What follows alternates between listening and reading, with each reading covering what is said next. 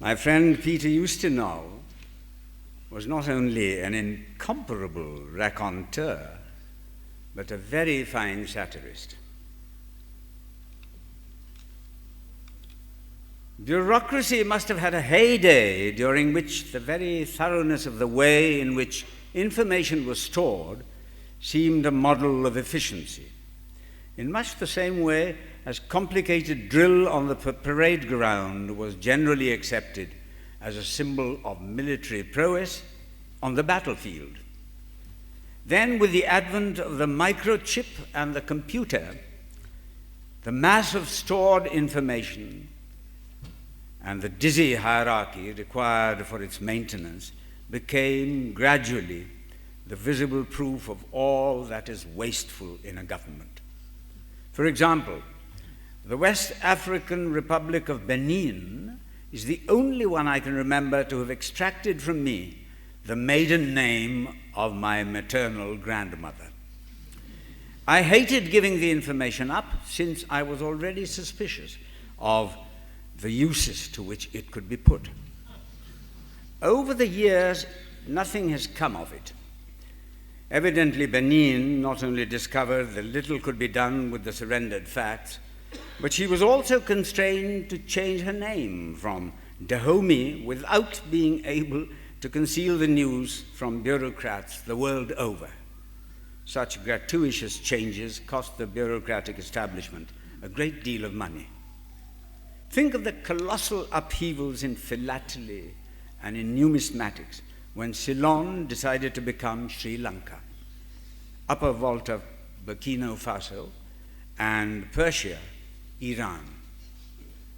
Sometimes, of course, a form of cynicism was allowed to pollute the pristine arteries of mega administration. Compelled to stand in a line for a long while in the American embassy in London, I was able to reflect on this. My reason for being there was to procure a passport for my youngest daughter, then aged 6 weeks. One of the items on the questionnaire was, "Who are your 2 best friends in the United States?" This was to be filled by either parent or guardian in the event of the inability of the recipient to fill in the form herself. I left the answer blank. Eventually, reaching the vice consul, a powerful and somewhat masculine lady with a bass voice, I protested my inability faithfully to translate my daughter's predilection in the matter. I was told in no uncertain terms that all questions had to be answered. And while I thought about it, I lost my place in the queue. Annoyed, I put down Harry S. Truman and Senator Harry Cabot Lodge, both of whom had, on an earlier occasion, leaned over the pram and waved down at my daughter. Later, I reached the vice consul. Again, she read my insert and commented, unsmiling, in her deep voice, "Now, why didn't you write that in the first place?"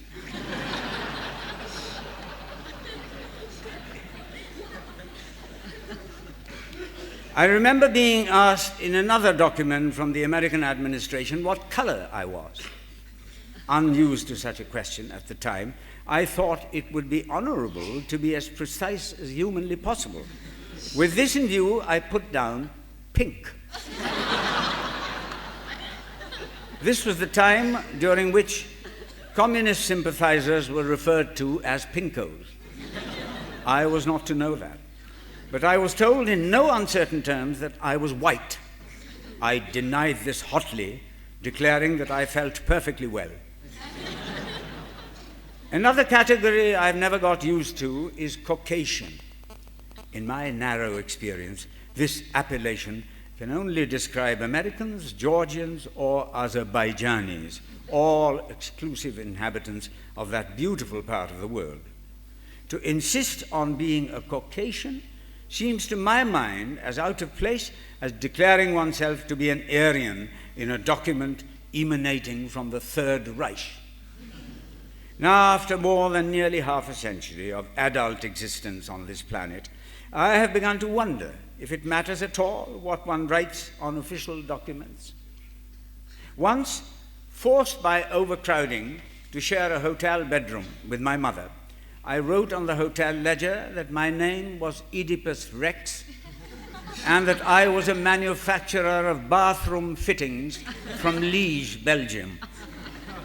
There has never been any repercussion from this.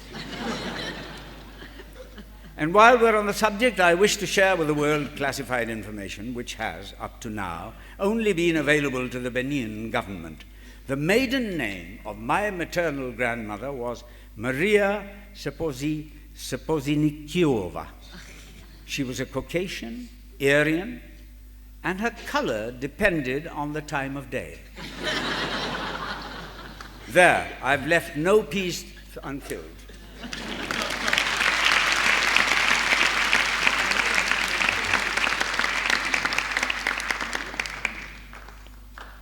Children write about the ocean. Kelly, age 6. This is a picture of an octopus. It has 8 testicles. Wayne, age 7. If you are surrounded by sea, you are an island. If you don't have sea all around you, you are a continent.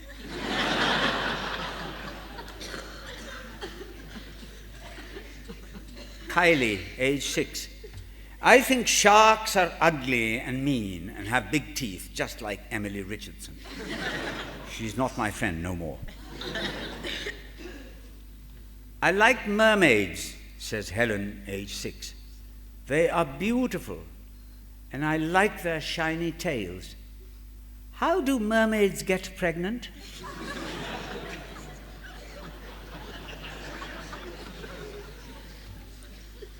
Amy, age 6.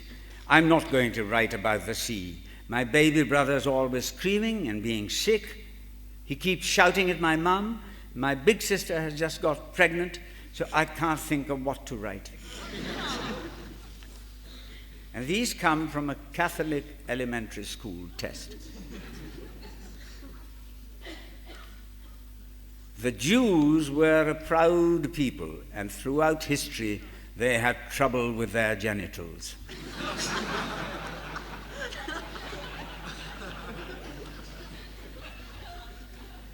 The 7th commandment is, thou shalt not admit adultery.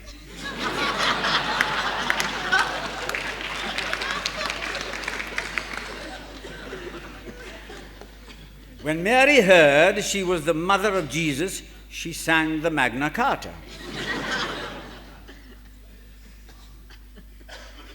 Jesus was born because Mary had an immaculate conception. My favorite. The Christians have only one spouse. This is called monotony.